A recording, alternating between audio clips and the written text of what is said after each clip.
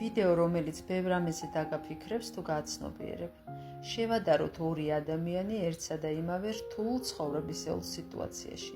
პირველი ადამიანი ცხოვრობს გაუცნობიერებლად. ის მაშინვე იწყებს მიზეზების ძებნას გარე სამყაროში. მას უსამართლობის მძაფრი განცდა ტანჯავს, რატომ, რისთვის, რა დავაშავე.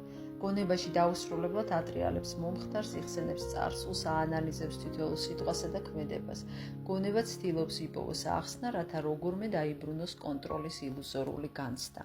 შემდეგ იწყება გამოსავლის ქაოსური ძებნა, ტრავმების დამუშავება, სხვადასხვა ტექნიკების გამოცდა, კარმული ვალებისა თუ მიზეზების ქექვა, წინაპრების კარმის ანალიზი, საკუთარი თავის ან სხვისი გამოსწორების მცდელობები.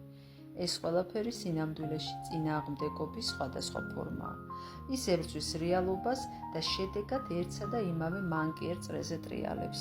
მეორე ადამიანი, რომელიც გაცნობიერებულად ცხოვრობს, ასევე დისკომფორტს განიცდის.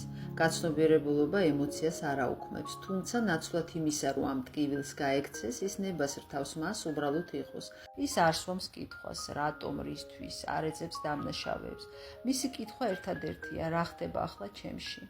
ის აკვირდება საკუთარ შიშებს, მიჯაჭვულობებს, მოლოდინებსა და საკუთარი თავის იმ ვერსიას, რომელიც ამ სიტუაციამ დაამსხვრია. ხვდება, რომ შექმნილი ვითარება მისივე შინაგანი პროგრამების, მიჯაჭვულობებისა და რეაქციების ანარეკლია. ის იწყებს იმის დანახვას, რომ ტანჯვას ქმნის არა თავად მოვლენა, არამედ მისივე შინაგანი წინააღმდეგობა ამ მოვლენისადმი. ამგვარად, კრიზისი ხდება არა პრობლემა, რომელიც სასწრაფოდ უნდა აღმოიფხვრას, არამედ უნიკალური შესაძლებლობა ჩაიხედოს საკუთარ თავში უფრო ღრმად და გაიაროს ეს გამოცდილება.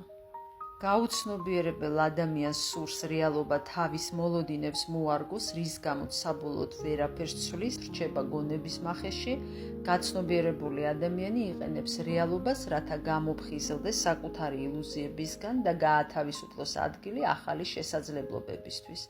სწორედ ამაში მდგომარეობს ფუნდამენტური სხვაობა.